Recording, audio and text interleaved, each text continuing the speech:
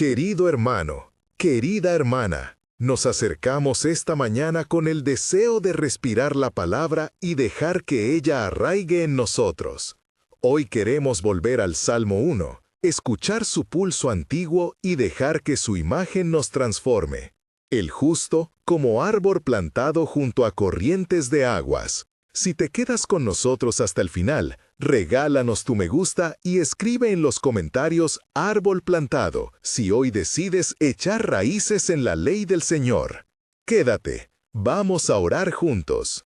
Padre Celestial, venimos ante ti como pueblo sediento. Te alabamos porque tu ley no es carga, sino delicia para el alma. Reconocemos que en medio de tantos caminos, en medio de voces y prisas, tu palabra nos llama a no andar en el consejo de los malvados, a no detenernos en la senda de los pecadores, ni a sentarnos en la sala de los burladores. Te damos gracias porque nos señalas el camino claro, el de los que se deleitan en tu ley y meditan en ella día y noche. Humildemente te pedimos que nuestra meditación no sea vana, sino raíz viva que nos sostiene. Ayúdanos a querer tu ley con todo el corazón y a no ser arrastrados por la paja de modas y opiniones que el viento del mundo lleva. Señor, confesamos que a menudo hemos cedido al consejo equivocado. Pedimos perdón por las veces que nos dejamos llevar por conversaciones que destruyan la fe, por las decisiones tomadas en la prisa o por buscar atajos que no conducen a vida. Límpianos con la justicia que viene de ti. Renueva en nosotros el deseo de estar junto a tus corrientes, de dejar que el agua de tu espíritu sane y refresque nuestras raíces. Que la disciplina de la mañana no sea mera costumbre, sino encuentro real contigo. Recordamos, Señor, la imagen que diste, un árbol plantado junto a corrientes de aguas. Que así seamos nosotros, que nuestras raíces se extiendan hacia abajo, firmes en tu palabra. Que en sequías de ánimo no nos dobleguemos, porque debajo de nosotros hay vida. Haz que demos fruto en su tiempo, no fruto forzado, sino fruto que brota de una vida alimentada por tu espíritu. Guíanos para producir fruto conforme a tu carácter, amor que perdona, gozo que se mantiene, paz que gobierna, paciencia que no se agota, bondad que actúa, fidelidad que permanece, mansedumbre que vence y dominio propio que honra tu nombre. Te pedimos este fruto no por mérito propio, sino por gracia que nos transforma desde dentro. Señor, te rogamos por aquellos entre nosotros que se sienten como paja al viento. Tú conoces los corazones rotos, los que hoy dudan, los que no hallan reposo. Dale por favor consuelo a los atribulados, ofrece un lugar donde echar raíces. Que cada persona aquí pueda experimentar el refugio de tus corrientes. Padre, trae a la memoria testimonios de tu fidelidad, como José que en la aflicción no abandonó la integridad, como Daniel que en la corte permaneció firme en sus oraciones, como Nehemías que, frente al desaliento, volvió a reedificar lo que estaba roto. Muéstranos que la fidelidad fructifica aún en medio de prueba. Que sus vidas sean espejo y estímulo para nuestra perseverancia. Señor, pedimos por discernimiento para no andar en el consejo de los malos. Abrimos nuestros oídos a tu voz y cerramos los demás. Cuando el mundo nos ofrezca atajos, danos valentía para elegir lo que te agradará. Cuando la burla intente seducirnos para abandonar la obediencia, fortalécenos para sentarnos en la silla de la sabiduría y no en la de la mofa. Enséñanos a mirar las consecuencias. Los impíos son como la paja que el viento dispersa. Su camino muestra fugacidad. Que no busquemos la aprobación fácil que se desvanece, sino tu aprobación eterna. Nos acercamos ahora a pedir por nuestras familias. Bendice, Señor, a padres e hijos, cónyuges y solteros, a hogares donde se ha apagado la luz del diálogo y a casas donde la fe aún lucha por crecer. Que la ley del Señor sea la delicia en nuestros hogares. Lecturas sencillas juntos, oraciones breves al levantarse, un momento de silencio para escuchar tu voz.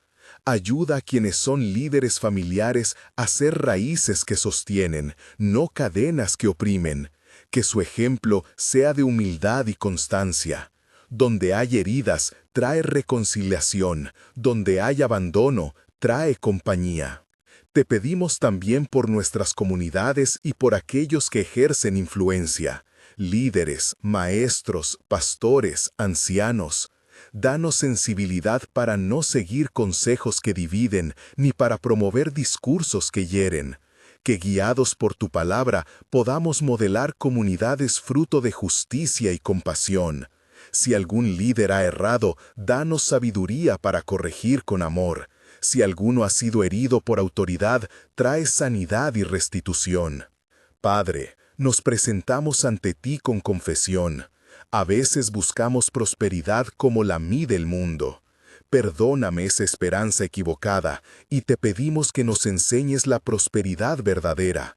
Prosperidad del alma, de relaciones restauradas, de propósito renovado.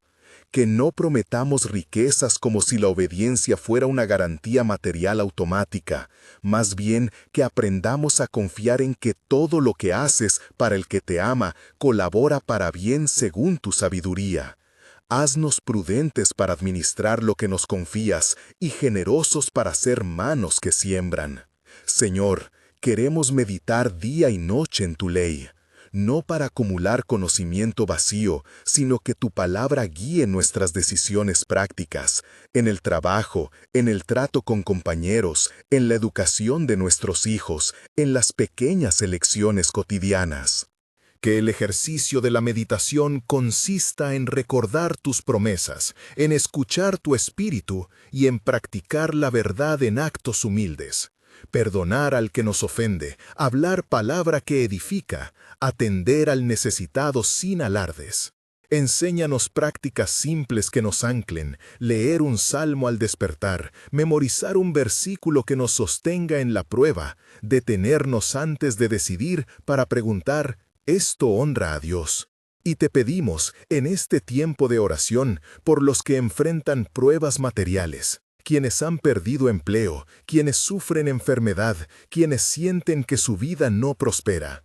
Señor, tú eres proveedor, de ti brota toda fuente. No prometemos milagros como fórmula, pero declaramos nuestra confianza en que cuidas de los tuyos. Proveemos también, Señor, caminos y manos que den sustento práctico.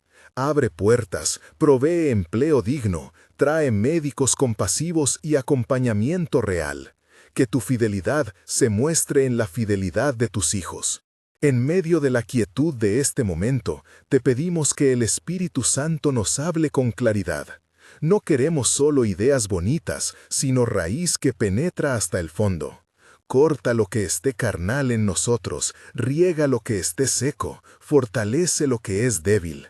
Haz que nuestra oración no sea un gesto más, sino el inicio de una jornada de obediencia. Danos fuerza para sostener el hábito de acercarnos a ti, incluso cuando la disciplina disguste al comienzo. Recuérdanos que todo árbol que se arraiga bien resiste las tormentas. Te damos gracias, Señor, porque prometes prosperidad al justo. Todo lo que haga prosperará. Bendecimos esa promesa en su sentido amplio, prosperidad de propósito, de influencia para bien, de fidelidad que deja legado. Gracias porque no somos semillas perdidas, somos plantados por ti junto a aguas vivas. Gracias por nutrirnos y por acompañarnos en el día a día. Hoy queremos declarar en una sola voz, elegimos ser bienaventurados en tu camino, no por mérito propio, sino por gratitud y por deseo de ser transformados. Repetimos con valor, hoy nos apartamos del consejo malo. Hoy no nos detenemos en el camino de los pecadores. Hoy no nos sentamos con los burladores. Hoy buscamos tu ley como nuestra delicia. Hoy meditamos en ella día y noche. Señor, sella esta declaración en nuestros corazones. Padre, danos disciplina para convertir estas palabras en hábitos. Que cada mañana nuestras manos abran la Escritura, aunque sea un versículo. Que cada día hagamos una pausa para meditar y orar. que cada noche repitamos lo aprendido en gratitud. Enséñanos a ser pacientes con nuestra propia lentitud de crecimiento y compasivos con los demás que caminan con nosotros. Que el fruto que esperas brote en su tiempo. Te pedimos además por quienes nos observan desde lejos, por quienes hoy escuchan y no saben por dónde empezar. Muévelos a dar un primer paso sencillo, memorizar un versículo del Salmo 1 o sentarse en silencio 5 minutos al despertar para escuchar tu voz. Que ese pequeño acto sea semilla que se multiplique. Señor, te pedimos por la Iglesia en su conjunto, que no sea lugar de vana apariencia, sino comunidad de árboles plantados que se ayudan mutuamente a crecer. Haz que nuestras reuniones sean lugar de enseñanza, de ánimo y de práctica. Que cuando alguno flaquee, otros lo cubran con oración y manos prácticas. Que no busquemos aplausos humanos, sino frutos que durarán. En todo esto, Padre, nos encomendamos a tu soberanía. Reconocemos que no todo depende de nuestras fuerzas, pero sí de nuestra fidelidad. Por eso, con humildad, te pedimos que camines delante de nosotros, que corrijas y guíes. Cuando no entendamos tus sendas, danos paz para esperar en ti.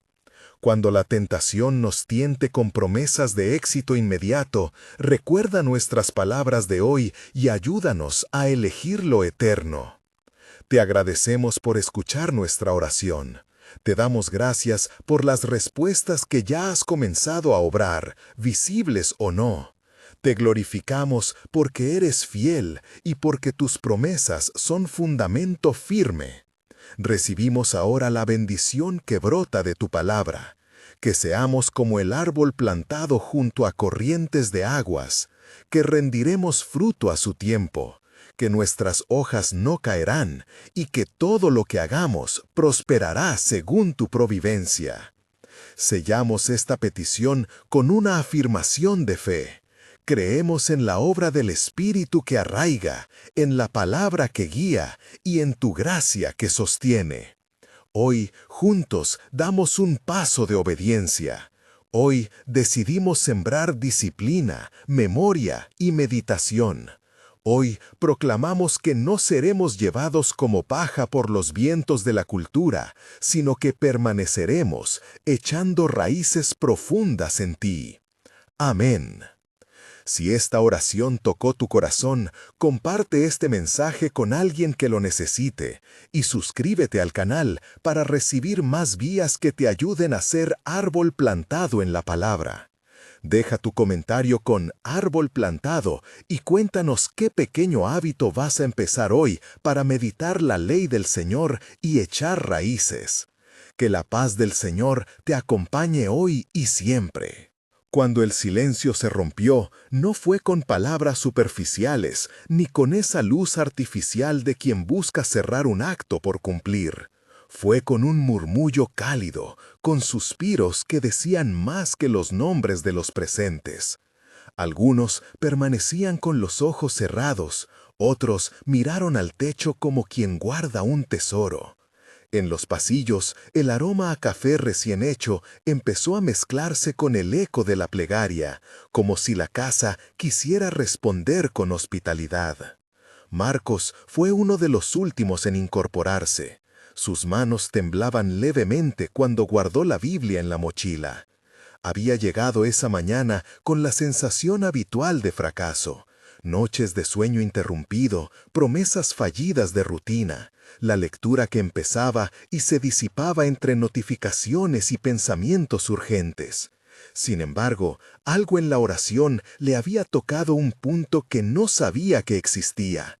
Una fibra vieja, dura por la costumbre de perseguir resultados, se había ablandado. No dijo nada. Su decisión fue silenciosa, pero firme. Aquella tarde buscaría un compañero de rendición de cuentas. Lucía, sentada en la tercera fila, apretó la mano de la hermana que estaba a su lado. Había llegado con un hábito ya frágil, recitar un versículo al despertarse y a veces, cuando la vida pesaba, olvidar hasta el nombre de Dios en su despedida de la cama. Esta vez, no obstante, sintió una claridad distinta. Antes de salir, escribió en su libreta Salmo 1, día 1, y dejó el bolígrafo boca abajo sobre la página como un sello. Lo que había pasado no fue mágico, fue la suma de una petición honesta, una promesa pequeña y el calor de una comunidad que le había recordado que el crecimiento no es obra de una sola noche. El pastor Miguel subió al pequeño estrado improvisado con la calma de quien ha visto plantarse árboles a lo largo de los años. No necesitó microfonía para hablar. Su voz llenó la sala de forma natural, justa y sin prisa. No se trató de sermón áspero, ni de exigencias que aplastan. Fue una guía práctica, una cartografía para volver a lo esencial sin romantizar la disciplina. Hagamos esto sencillo, dijo. No busco que os sintáis culpables por lo que no hicisteis, sino que toméis un camino viable desde hoy. 3 pasos, ninguno espectacular, todos repetibles. Los oyentes inclinaron la cabeza. 3 pasos. La promesa de lo pequeño vuelve accesible lo que la grandiosidad convierte en imposible. Primero, levántate 20 minutos antes de lo habitual durante 7 días. Usa ese tiempo no para planes heroicos, sino para abrir la escritura y permanecer en un versículo. No intentes devorar capítulos. El objetivo es dejar que una línea entre, repetirla, copiarla, escucharla en silencio. Segundo, encuentra a alguien con quien rendir cuentas cada 3 días. No para juicio, sino para honestidad. Puede ser un amigo, un mentor, alguien de la iglesia. El intercambio debe ser concreto. Hoy he leído, no he leído. He memorizado o he olvidado. He orado o no he orado. Tercero, anota una pequeña respuesta práctica al día. Una persona a la que orarás, un perdón que darás, una palabra de ánimo que dirás. La palabra sin obra se vuelve viento. El acto pequeño crea músculo. Marcos pensó en rechazar la tercera sugerencia. No veía dónde encajar un acto más en una jornada ya repleta. Pero al ver la tranquilidad en el rostro del pastor, aceptó que la pregunta no era «¿tengo tiempo?», sino «¿a quién quiero parecerme?». Recordó la imagen del árbol junto a corrientes de agua. No ocupa tiempo en crecer, ocupa tiempo en beber. Decidió entonces que el acto sería una llamada corta cada noche a su madre, una palabra que hasta entonces había pospuesto. Lucía, por su parte, decidió que su acto sería escribir una nota de gratitud al final del día, aunque solo fueran 2 líneas. Ese simple gesto le daría cierre a la lectura y la conectaría con la realidad cotidiana. El resto del encuentro se llenó de señales prácticas. Cómo leer un versículo en 3 movimientos. Leer en voz baja, meditar en una frase, responder con oración. Ejemplos de oraciones breves que se sostienen en el tránsito de la mañana. Maneras de transformar objetos cotidianos en recordatorios. Una taza de café que diga «Hoy medito». Un marcador en el libro que se mueve cada semana. Al salir, la iglesia no se dispersó como suele suceder cuando la gente sale a la prisa. Hubo conversaciones al borde de la puerta, intercambios de números, una manta extendida donde quedó una pila de libretas que alguien ofreció para quien quisiera tomar apuntes. La comunidad respiraba una disposición nueva a lo pequeño. Esa misma tarde, en la cocina de su apartamento, Marcos preparó café y encendió una linterna pequeña sobre la mesa. Sacó su teléfono, abrió la aplicación de notas y escribió: Versículo, Salmo 1:2, día 1. Leyó en voz baja. No lo entendió todo, pero dejó que las palabras tocaran sus labios. Repetirlas le pareció extraño, casi ridículo. Sin embargo, las repitió otra vez. No hubo cambio épico, solo un momento de coherencia. Lo que dijo con los labios lo sostuvo con el pecho. Al terminar, envió un mensaje corto a su amigo Javier. ¿Puedes preguntarme mañana si recité el versículo? La respuesta llegó inmediata, como la mano que se tiende. Cuenta conmigo.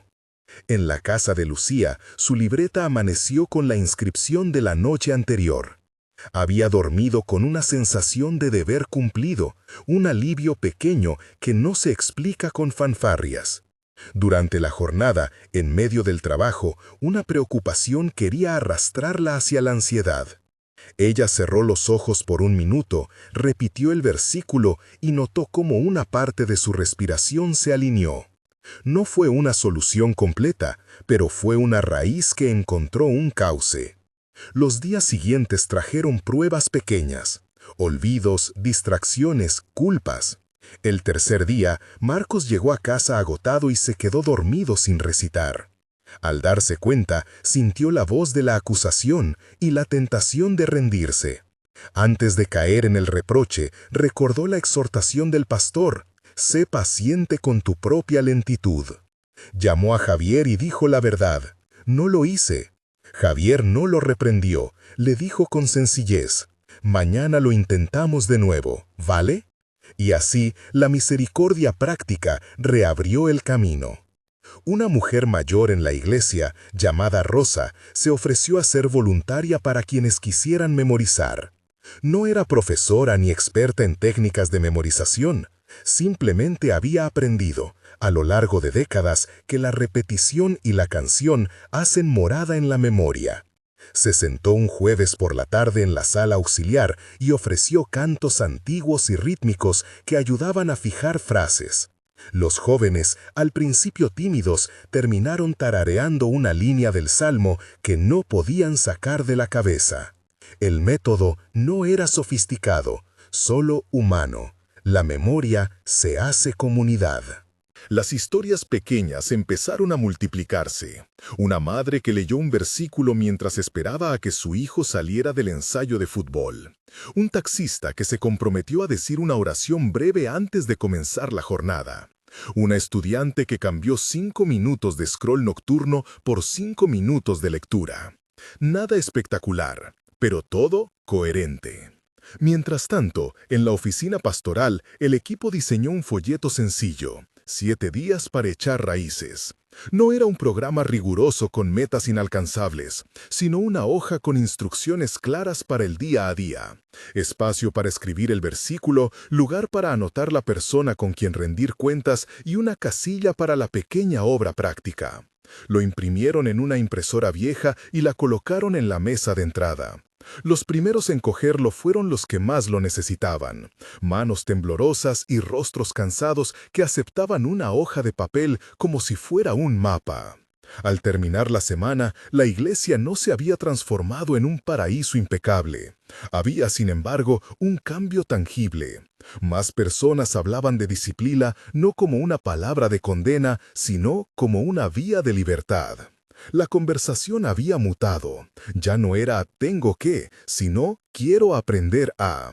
En las noches, varios compartían en el grupo de mensajería testimonios cortos.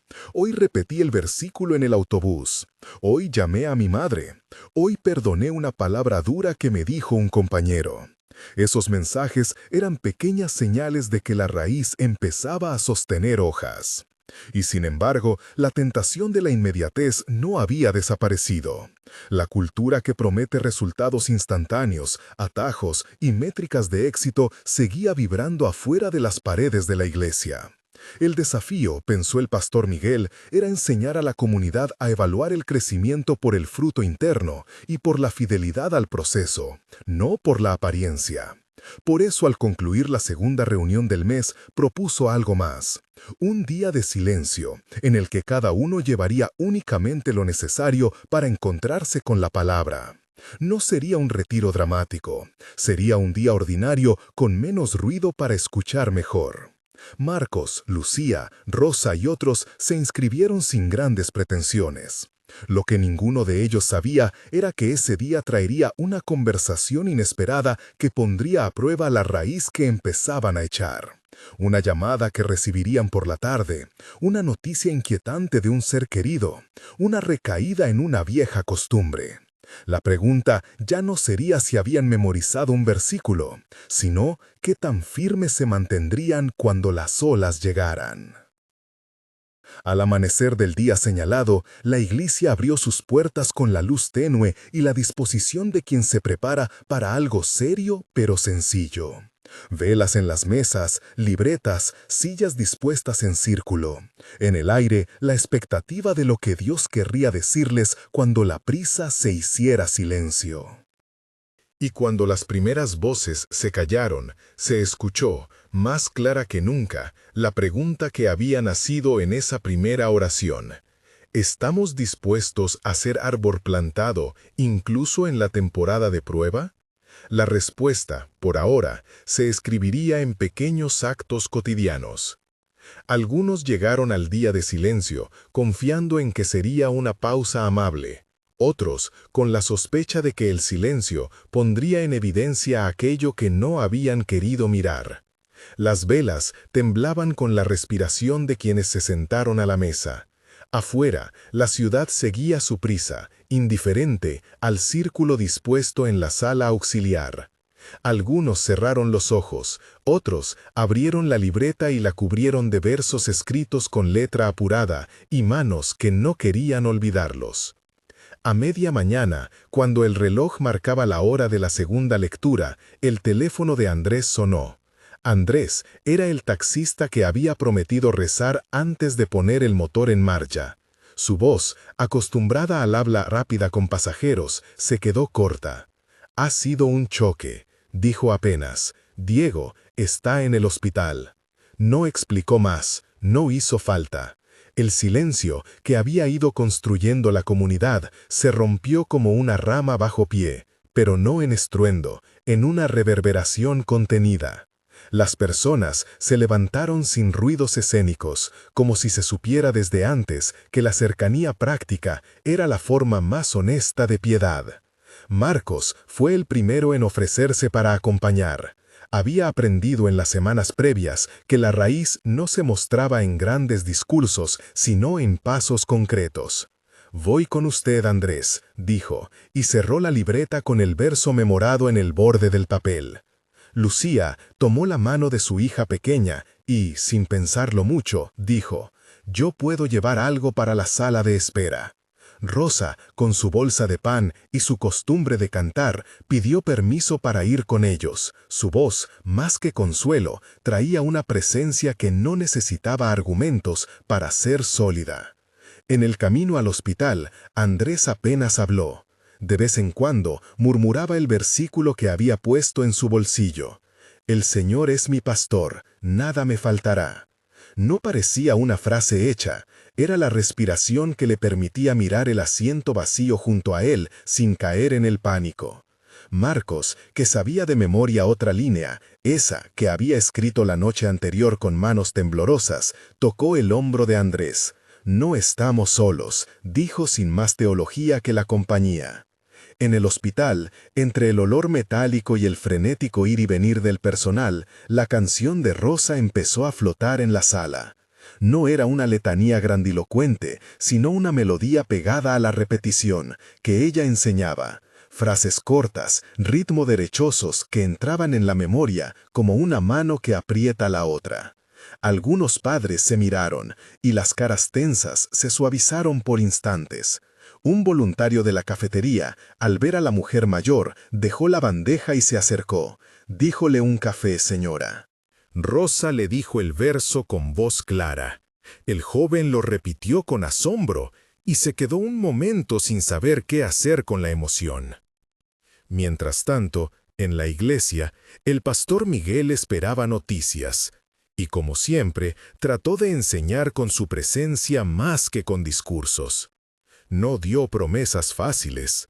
Sentó a quienes estaban en la sala principal y abrió la libreta que él mismo había usado para memorizar.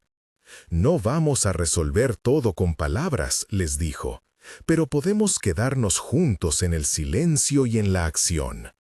Propuso, sin dramatismo, que algunos fueran a la casa de Andrés para quedarse con los hermanos menores, que otros organizaran la comida para la familia, que otros escribieran mensajes sencillos para no saturar la línea telefónica del hospital. Todo era práctica, nada místico, todo humano. La tarde trajo otra prueba. Lucía recibió una llamada de su suegra, que no decía palabras planas, sino recuerdos que calaban como frío. «No sé qué voy a hacer con los medicamentos», dijo, y en la voz se asomó la culpa por los errores antiguos. Lucía, que había aprendido en días recientes que la disciplina no es condena, sino rodadura de amor, no respondió con juicios. Se acordó del versículo que había repetido hasta aprenderse el ritmo. «Dad gracias en todo». No lo empujó como exigencia, lo pronunció como un ancla. «Venimos a ayudarte», dijo, «no estás sola». Colgó y llamó a Javier para pedir ayuda logística. Javier no dudó. Envió un mensaje al grupo de la iglesia pidiendo quién pudiera llevar los medicamentos y cuidar de la anciana esa noche. En 10 minutos apareció alguien con una bolsa de farmacia y otra con una sopa humeante.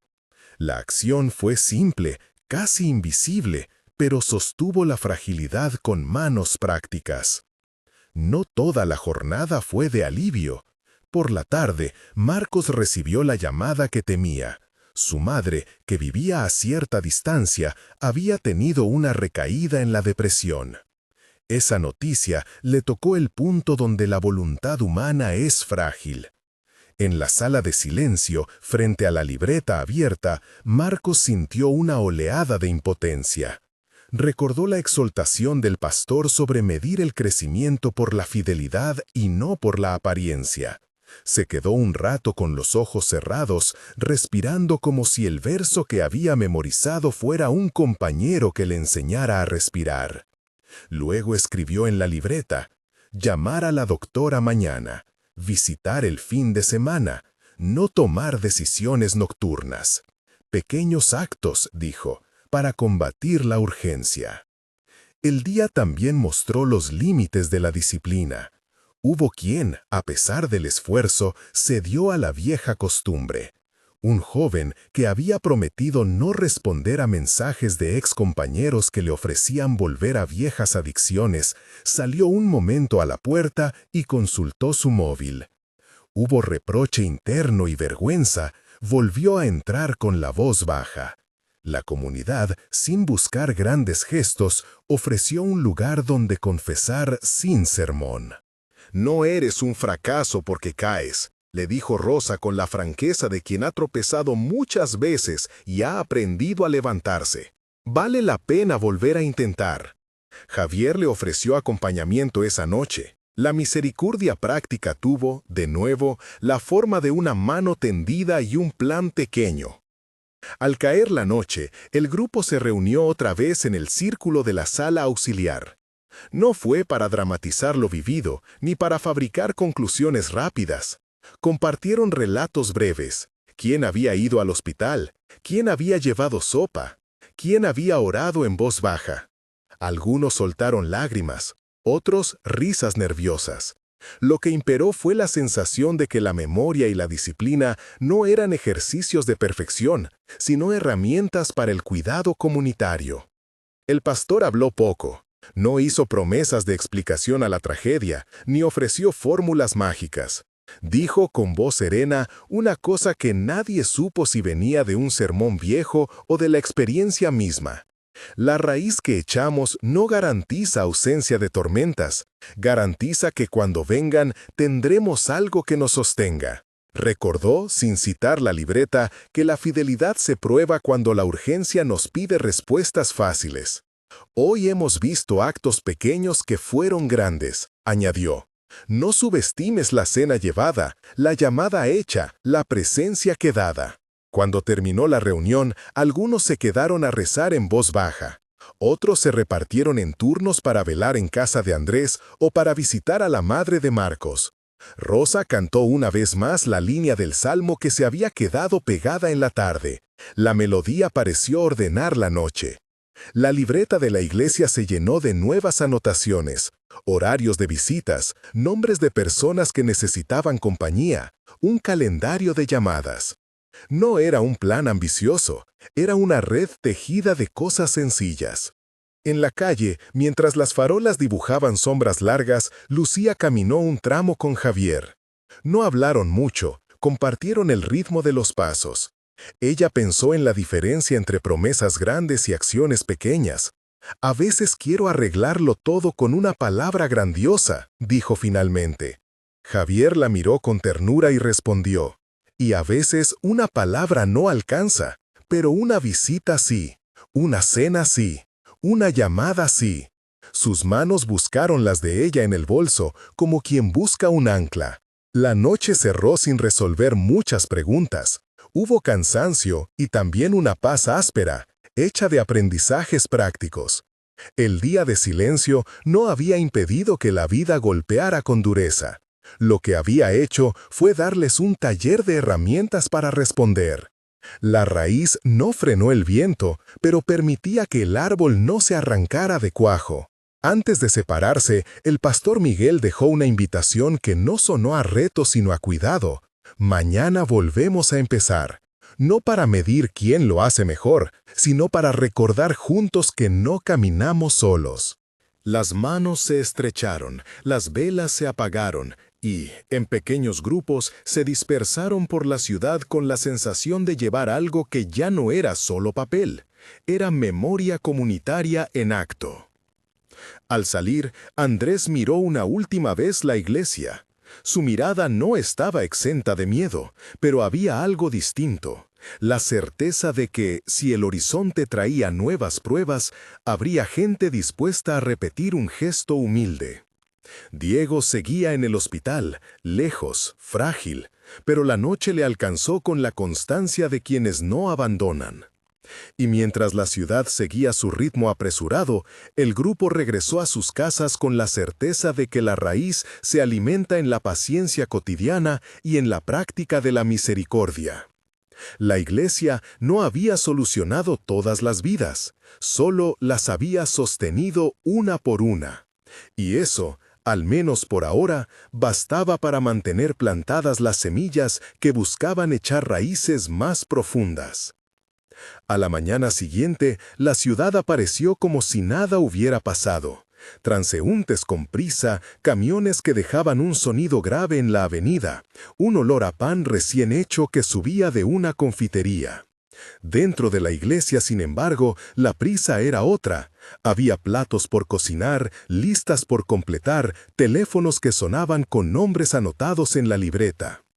El día prometía ser largo, visitas, turnos para el hospital, mensajes para quienes no habían podido dormir.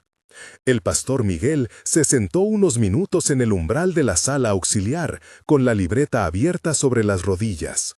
No hizo un llamado solemne. Su tono fue el de quien distribuye tareas con manos prácticas.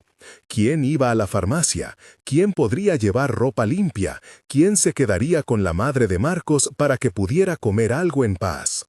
La palabra que más repitió fue sostenimiento. Sostenimiento de cuerpos y de decisiones. Sostenimiento de las manos que aún temblaban por lo vivido la noche anterior. Lucía se ofreció para acompañar a quienes fueran al hospital. Javier, después de mirarla un segundo, se asignó a acompañarla. Rosa, en cambio, preparó un tupper con algo caliente y lo cubrió con una servilleta. Andrés permaneció un rato en la puerta, como si no supiera si debía entrar en la lista de los que iban a ver a Diego o quedarse en las tareas de la parroquia. Al final se decidió. «Voy», dijo en voz baja, y nadie preguntó por qué la voz le fallaba. El trayecto al hospital fue breve, pero suficiente para que el silencio se llenara de pequeños sonidos, el roce de una chaqueta, la respiración contenida de quienes iban en el coche, el crujir de las ruedas sobre los baches de la avenida. En la sala de espera, la luz parecía demasiado blanca, las sillas, erguidas y formales, obligaban a la paciencia. La madre de Diego estaba allí, con las manos cruzadas sobre un chal fino que no lograba ocultar la flacidez de tanto estar sentada. Al ver entrar a Rosa, su cara se iluminó con una mezcla de alivio y cansancio. Era la primera vez en horas que alguien entraba con un gesto que no exigía respuestas inmediatas. «Gracias por venir», dijo ella, sin levantar la vista del pasillo. Rosa dejó el tupper sobre una mesa y se acercó con cautela. No hizo preguntas sensacionalistas, no repitió la historia de la noche como si necesitara reavivar la herida. Se sentó a su lado y tomó su mano con la libertad de quien no pretende arreglar nada con palabras, solo con presencia. «Vamos a repartirnos», murmuró Rosa, como si leyera una lista ya escrita. «Lucía y Javier se quedan hasta la visita de la tarde. Andrés, si te parece, puedes hablar con la hermana de Diego y ver si necesita algo. Yo me quedo con su madre una hora más». Andrés asintió. Su voz era un borde fino que trataba de no quebrarse. Fue a buscar al pasillo a la hermana de Diego, que hablaba por teléfono, con la voz por momentos gruesa y por momentos demasiado firme. Se presentó, se ofreció. La hermana le soltó un agradecimiento que a la vez era una reprimenda cariñosa. «Llevaba horas sin dormir, gracias por venir. Pero, si no me equivoco, tú eras amigo de Diego». «Sí», contestó Andrés. «No puedo cambiar lo que pasó, pero puedo escuchar y puedo venir». La hermana lo miró como evaluando si esa promesa era suficiente. Finalmente, dijo: «Él necesita gente que vuelva, no promesas grandes, gente que aparezca de nuevo». Dentro de la habitación, el olor era menos hospitalario y más humano. Almohadas revueltas, una radio que nadie había apagado, una taza con restos de té. Diego estaba acostado, con la respiración medida por las máquinas, el rostro pálido, pero sin violencia. Había un vendaje discreto en la muñeca. A su lado, la madre miraba una foto de su hijo cuando era pequeño. Una imagen que por un momento la devolvía a una normalidad que la actualidad no permitía sostener. El médico apareció con pasos rápidos y una expresión que intentaba ser clara sin ser fría. Explicó lo esencial. Diego estaba estable dentro de la inestabilidad. Había señales de mejoría en las constantes, pero el pronóstico era reservado. Evitó palabras que sonaran a sentencia y al mismo tiempo no ocultó la gravedad de la situación. Habló de procesos, de tiempo, de la necesidad de reposo y de atención especializada. No ofreció milagros. Nadie se lo pidió. Después de que el médico se fue, Miguel habló con la madre como quien ofrece lo único que no figura en los formularios: compañía para los trámites, contactos para terapia, la promesa de que la iglesia asumiría algunos gastos pequeños que pudieran aliviar la presión inmediata. La mujer aceptó con una mezcla de orgullo y vergüenza. Era difícil, dijo, que la mano fuera recibida sin sentir que había fallado en algo esencial. «No es culpa tuya», dijo Miguel, despacio. «A veces las redes se rompen por sitios que no se ven hasta que pasa algo. Lo que podemos hacer ahora es tejer de nuevo, puntada a puntada». Esa imagen de puntadas fue suficiente para que la madre esbozara una sonrisa frágil. Rosa tomó nota de nombres, días y horarios. Lucía, que permaneció en silencio, se permitió tocar la frente de Diego con una ternura adolescente, como quien besa un objeto querido para asegurarse de que existe. Andrés observó la escena y, por primera vez desde la noche anterior, no sintió que la culpa lo paralizara por completo. Sintió que podía hacer algo útil, por pequeño que fuera. Al salir de la habitación, en el pasillo, se encontró con Marcos. Su madre estaba de pie apoyándose en la barandilla, con la cara marcada por la fiebre del miedo y la fatiga. Marcos, que no había dormido en toda la noche, lo miró con los ojos todavía enrojecidos. Hablaron poco. Las palabras más relevantes fueron las que no se dijeron.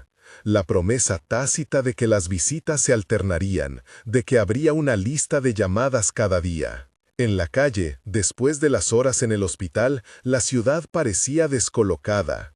Una mujer hablaba sola en la parada. Un grupo de jóvenes reía demasiado alto.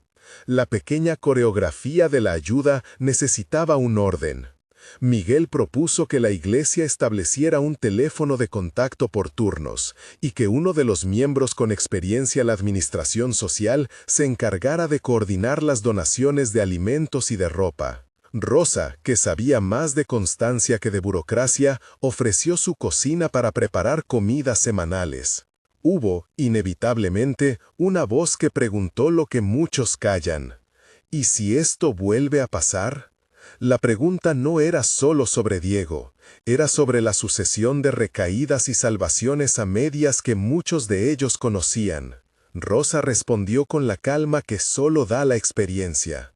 Si vuelve a pasar, volveremos. No podemos construir la vida sobre la promesa de que alguien nunca caerá. Vivimos en un mundo donde la fragilidad existe. La pregunta es, ¿qué hacemos con esa fragilidad? El conflicto entonces no fue dramático, era una disputa pequeña pero profunda sobre límites y responsabilidad. Algunos creían que la comunidad debía extenderse hasta el límite de lo posible. Otros, con voz cansada, dijeron que la ayuda debía ser pedagógica, que no quería decir abandonar, sino enseñar a sostenerse. Miguel intervino con la sabiduría de quienes han visto ambos extremos. La compasión no es ni rescate ni condena, es un acompañamiento con estructura. Ponemos manos y ponemos reglas. Eso no hace menos compasión, hace posible que la compasión dure. Así se acordó un plan, visitas diarias por turnos, una persona que coordinaría las citas médicas y los posibles tratamientos, y un grupo de escucha que ofrecería acompañamiento sin juicio. Además, se propuso un pequeño taller semanal en la parroquia sobre manejo de crisis y prevención, no como terapia profesional, sino como alfabetización emocional. Cómo reconocer señales, cómo actuar en una noche de urgencia, cómo articular las redes de apoyo. Era poco y era concreto. Esa tarde, mientras el sol descendía, Andrés volvió solo a la iglesia. No se unió a la cocina. No pudo. Se sentó en un banco y miró la libreta con las anotaciones. El papel le parecía ahora menos pesado. La tinta dibujaba pequeños compromisos, nombres, horarios. Tomó su móvil y borró el contacto con el que había hablado la noche anterior y que le había devuelto la culpa. No fue un ejercicio de heroísmo, fue un gesto de poner distancia con aquello que lo empujaba a repetir viejas fallas. A la hora de la visita de la tarde, un movimiento pequeño pero decisivo ocurrió en la habitación de Diego. Nadie lo oyó porque fue casi una ocultación. La mano de Diego, que había estado fría sobre la sábana, se movió y apretó la de su madre. Fue un gesto apenas perceptible, como si la vida misma reconociera que no está sola dentro del cuerpo. La madre soltó un sonido que no era ni llanto ni risa, sino una mezcla, una exhalación sostenida, y miró a todos los presentes con ojos que por primera vez desde la noche anterior ardían de esperanza contenida. ¿Lo habéis visto?, murmuró. La noticia se movió como una luz pequeña por el pasillo. Diego se había movido. No era una recuperación, era una señal. La comunidad entera contenía el aliento como quien sostiene una vela a la espera de que el viento no juegue con ella. Miguel, con la discreción que solo otorga la fe humilde, se quedó unos minutos más. No pronunció sermones. Puso las manos sobre la cabeza de Diego y dijo una oración corta, tan corta que no necesitó alargarla con promesas. Pidió protección y claridad.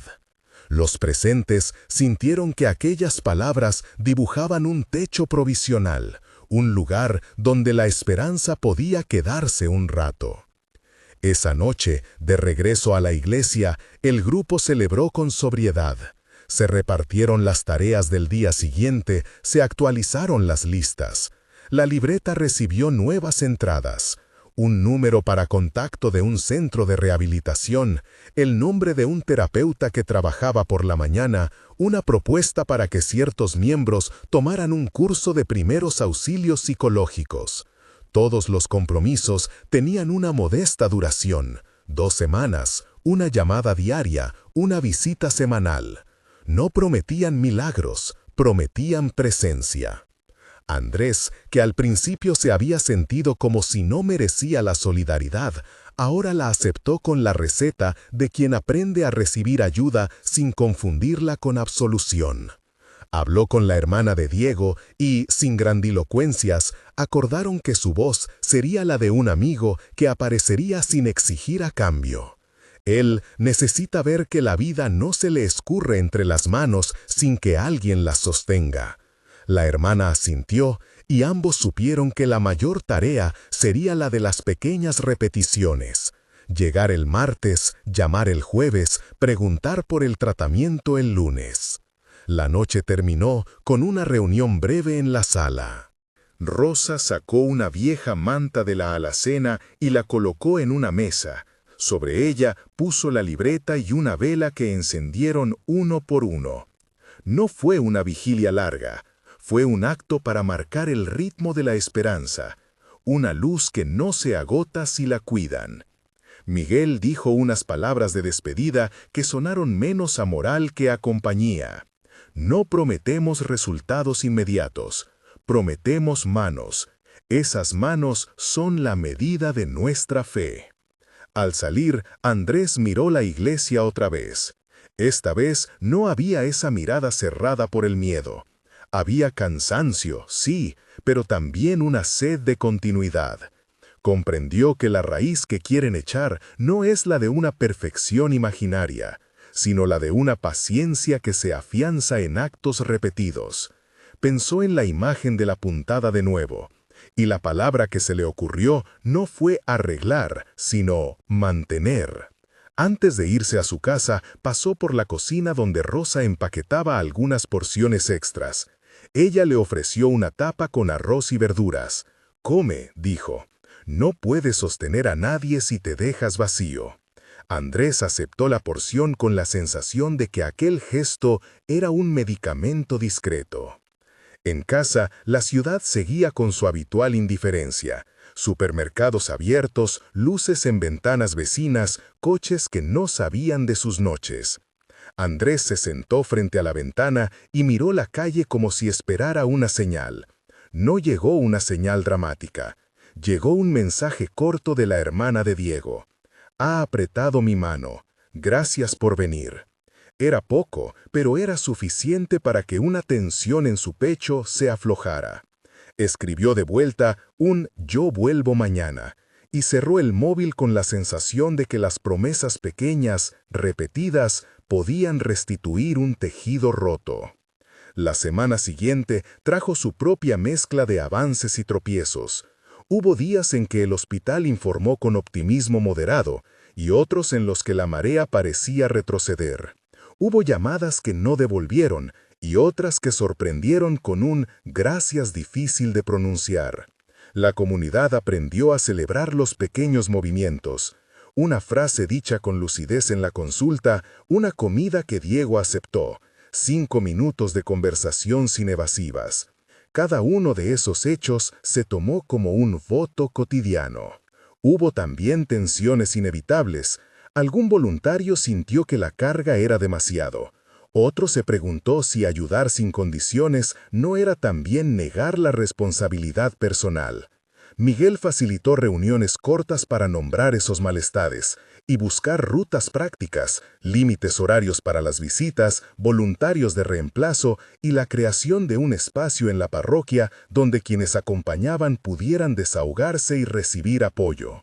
No podemos sostener la vida de otros si no sostenemos la nuestra, dijo Miguel una tarde, y la frase resonó en quienes todavía trataban de distinguir entre ayuda y control. En el trasfondo de todo, Diego seguía allí, frágil pero presente, con intervenciones médicas, con largas horas de sueño, con la ocasional claridad que abría los ojos y le permitía decir cosas cortas. «Lo siento, ¿cómo está, mamá? No sé cómo pasó». Esas palabras no fueron el final ni la absolución, fueron, más bien, señales de que la persona seguía siendo esa persona, con sus contradicciones y su necesidad de sostén. Los encuentros semanales en la parroquia se convirtieron en un ritual de aprendizaje colectivo. No eran clases magistrales, eran sesiones donde se relataban experiencias, se compartían recursos y se aprendía a actuar en la noche de crisis. Rosa, con su manera práctica, demostró cómo preparar una comida nutritiva que fuera fácil de calentar en el hospital. Lucía enseñó a escribir notas de ánimo que no invadieran la intimidad. Javier coordinó un taller con un profesional que habló de los primeros pasos para acercarse a un tratamiento. Cada pieza fue sumando un saber que hizo menos aterrador el vértigo de la recaída. Fue en una de esas tardes, cuando la terraza de la iglesia olía a café y la ciudad parecía más apacible, que ocurrió un gesto pequeño y definitivo. Diego, después de semanas de respiraciones medidas, abrió los ojos con claridad suficiente para mirar a su madre y pronunciar una frase que había tenido la honestidad de aparecer. «Quiero intentarlo de nuevo. No prometo perfección, prometo venir a las reuniones». La frase no fue grandiosa, fue concreta. La madre rompió a llorar, no de la alegría más pura, sino de la enorme mezcla que contienen la culpa, el alivio y el miedo. Los que estaban allí empezaron a organizar los pasos, inscripción en un programa, citas con un terapeuta, un acompañamiento para la primera semana fuera del hospital. La comunidad, que había aprendido a medir su esperanza, celebró con prudencia. No hubo discursos triunfales, solo manos que se estrechaban, una que cortó una tarta sencilla y otra que anotó en la libreta la fecha de la primera reunión de seguimiento. Esa noche, al cerrar las ventanas de la iglesia, las manos se sintieron menos vacías. Habían plantado una serie de actos pequeños que, sostenidos, podían transformar el terreno. Andrés, al volver a su casa, no se sintió limpio ni redimido. Se sintió, en cambio, convocado a una práctica cotidiana que no acabaría con una sola visita. Era una carrera de fondo. Antes de dormirse, revisó mentalmente la lista de turnos, pensando en cómo no fallar. Atravesó la noche con la imagen de la mano de Diego apretando la de su madre. No era una visión mística, era un hecho elemental que le recordó que la esperanza, a veces, se sostiene en la dura repetición. Al día siguiente, cuando el reloj marcó la hora de la reunión de la mañana, la iglesia abrió sus puertas a la ciudad y encontró en la repetición de gestos humildes una manera de seguir plantando raíces. No prometieron que esas raíces serían fuertes de inmediato, prometieron volver. Essa promessa, simple e cotidiana, seria a medida de sua fé e de seu cuidado.